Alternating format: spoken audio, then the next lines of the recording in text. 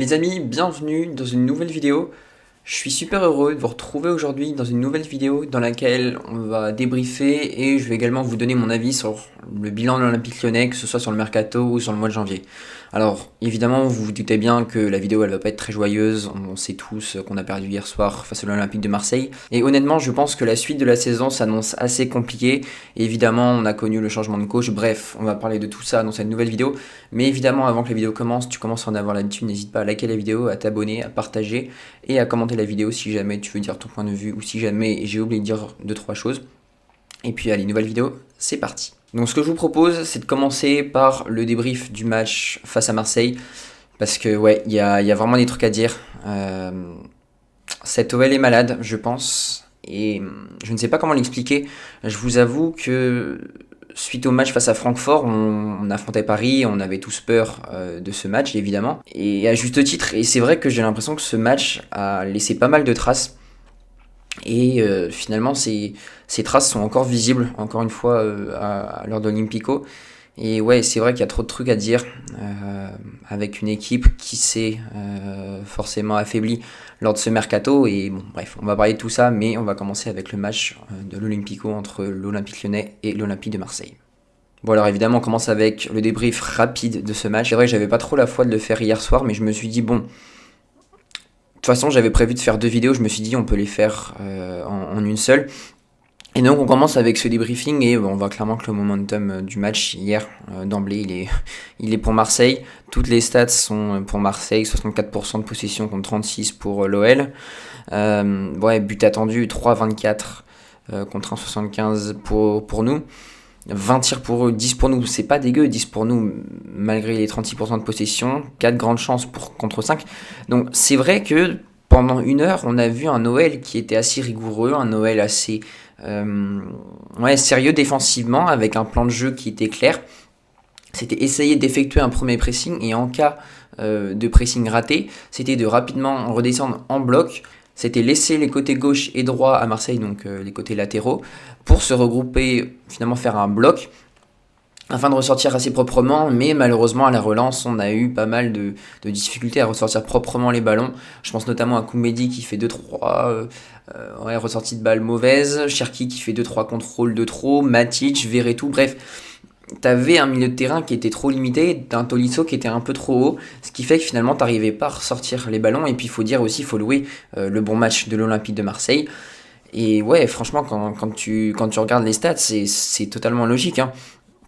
Rongier, Højbjerg dans le contre-pressing, mais également Balerdi qui a fait quand même un match assez solide par rapport au match aller où il avait été exclu. Et ouais, pour moi, Matic, Verretou, c'est trop lent. Donc 33 ballons touchés par Matic, c'est très très peu. Bon, les duels au sol, 2 sur 6, c'est très faible. Aérien, c'est vrai qu'il est assez grand, donc c'est un peu plus facile pour lui. Verretou, c'est yaourt nature, Verretou, j'ai vraiment beaucoup de mal. Malgré le tout, il remporte pas mal de duels, mais j'ai trouvé en tout cas un milieu qui est trop lent, un milieu qui se fait aspirer trop facilement. Et Tolisso en 10, je suis pas fan. Et alors certes, dans la projection, c'est bien, hein, il n'y a rien à dire. Et dans les passes, c'est clairement ton meilleur milieu. Et de loin, tu me diras, vu la concurrence, c'est pas trop compliqué. Mais voilà, je trouve qu'il a manqué beaucoup de choses à cet Olympique Lyonnais, notamment les avant-centres. C'est trop compliqué, que ce soit Mikotadze ou Lacazette depuis quelques temps. Ça va pas, on voit Lacazette très très bas, hein. Il était quasiment au poste de numéro 6 là, dans une équipe qui a la possession de balle. Donc un Alexandre Lacazette qui a tout raté en première mi-temps. C'est vrai qu'Alain Cherchour l'a dit, hein, mais bon, je reviendrai pas sur les commentaires parce que honnêtement, quand tu es journaliste et quand tu commentes les foot, tu te dois d'être totalement neutre, ce qui n'a pas été le cas hier. Donc c'est pas pour me plaindre que je dis ça, mais voilà, c'est juste pour rappeler les faits et que tu dois tout simplement être totalement neutre quand tu dis OM et Lyon en te marrant derrière. Je suis désolé, mais c'est quand même un peu scandaleux, mais bon, bref, ça passons. Alors Ernest Noama, alors il a alterné le bon et le moins bon, je dirais plutôt le moins bon. Il y a eu quelques éclairs de folie, notamment cette frappe vers la 50e, je crois, un peu plus, entre la 50e et la 60e, qui était pas mal. Mais voilà, lui, je trouve, on lui tape beaucoup dessus. Alors moi, évidemment, c'est l'un de mes chouchous, mais en étant objectif, c'est quand même quelqu'un qui ne rechigne jamais à l'effort, qui va toujours proposer. Et il y a des fois, tu te dis, le QI Foot, il est vraiment à travailler. Tu sens qu'il est plein de bonne volonté, plein d'envie. Et voilà, sur le deuxième ou le troisième but, bref, il y a un début, je me souviens plus, mais c'était à un moment, Niakate demande à Nuama de prendre Luis Enrique qui est tout seul, et Luis Enrique va mettre, je crois, le but d'ailleurs du 3-2, si je dis pas de bêtises. Et ouais, 2 duels sur 7 au sol, il y a quand même des stats qui sont dérangeantes. Et puis Cherki, t'as l'impression que le pauvre, il est un peu tout seul.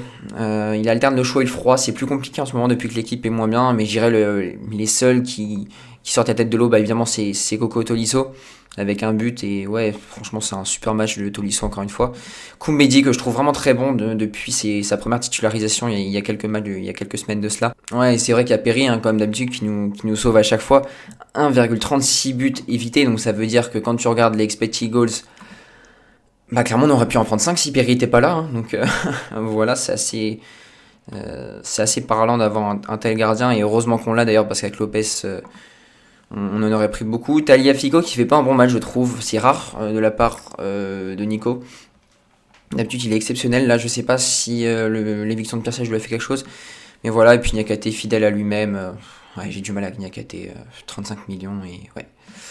Donc bon, voilà pour ce débrief, et c'est vrai que si on avait ajouté 2-3 trucs à ce débrief, il y a un problème physique dans cette équipe. Donc quand tu regardes les minutes qui ont suivi le premier but, donc l'ouverture du score de l'Olympique Lyonnais, tu sens que le match face à Ludogorets, un partout, même si tu as fait tourner, même s'il n'y avait pas Clinton Mata, même s'il n'y avait pas Koumbedi, voilà, tu sens que tu as une équipe A qui peut tenir la route, mais voilà, une équipe B qui est assez ouais, faible. Et finalement, ça s'est ressenti dans la fin du match.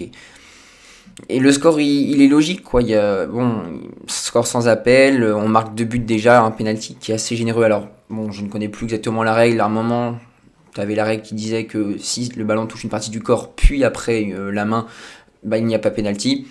Bon, visiblement, de ce que disaient les commentateurs de DAZN, cette règle aurait été changée, aurait été modifiée.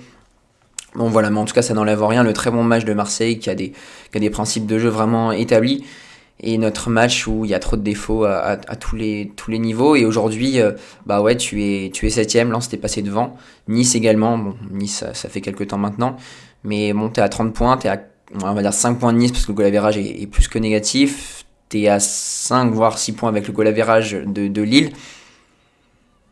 Et puis ouais, donc 8 points de Monaco, si on en compte le goal average. Donc ouais, c'est compliqué. Et malheureusement, je pense que l'Olympique Lyonnais, on est un peu condamné à ouais, jouer la conférence ou l'Europa League maximum, donc c'est-à-dire la 5e place. Mais voilà, c'est vrai qu'il y avait mieux à faire, et je suis quand même déçu. Bon, alors maintenant, troisième partie intitulée Manque, et vous vous doutez bien que je vais parler de cet homme, donc de Jordan Verretou. Mais il n'y a pas que lui, attention, j'ai envie de le cibler quand même parce que c'est un joueur d'expérience qui te doit d'apporter beaucoup plus. Mais voilà, je pense qu'on doit faire un bilan du mercato, une projection évidemment sur l'avenir de notre équipe, sur quel joueur garder à l'été, quel joueur vendre, et faire un bilan, ouais, du mercato qui finalement n'a pas été si catastrophique malgré les restrictions de la DNCG. Mais voilà, donc ce que je vous propose, c'est qu'on analyse tout ça. Donc alors au niveau des départs, bon bah t'as quand même 9 départs, à commencer par celui de Maxence Cacré, et honnêtement à l'heure actuelle, j'en regrette même son départ, bien qu'il y ait 15 millions d'euros, alors vous allez me prendre peut-être pour un fou.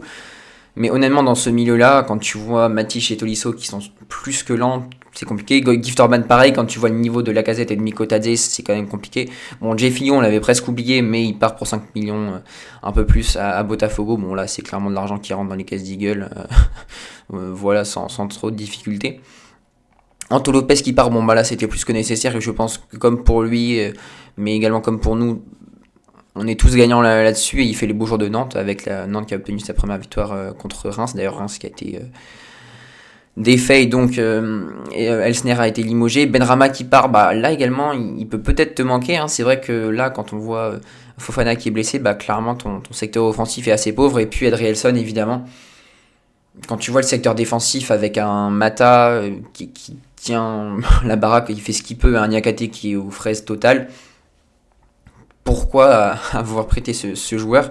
Moi, si un joueur que j'avais vraiment remercié, ça aurait été plutôt Niakate, mais bon, ce n'était que mon avis. Diawara, c'est pareil au milieu. Ton milieu, il est trop faible.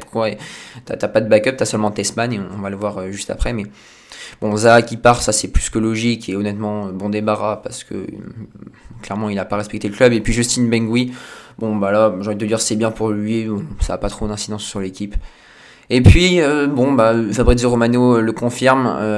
Donc, Textor a annoncé que Cherki ne sera pas vendu. Donc, il a rejeté les offres de Dortmund et il n'a pas l'intention de négocier avec Dortmund, mais également avec d'autres clubs, là, comme ce qui était stipulé ici. Donc, c'est vrai que tu avais notamment Univers Dortmund qui était assez virulent, qui tenait des propos assez méchants. Mais voilà, donc si tu fais le bilan de cet effectif, donc, pardon, c'est ici. Ouais. Tu vois clairement un effectif qui est largement trop limité. Ouais, c'est compliqué. Lucas Perry, bon, évidemment, là, c'est les temps de jeu de chacun. Mais voilà, défense centrale. Tchaïtatsar, j'en parle pas, mais c'est pas bon.